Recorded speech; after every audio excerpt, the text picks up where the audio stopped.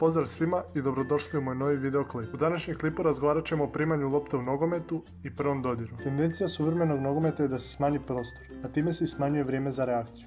Vaša sposobnost da vidite teren je naročito važna ako primate loptu sa strane ili pas iz pozadine.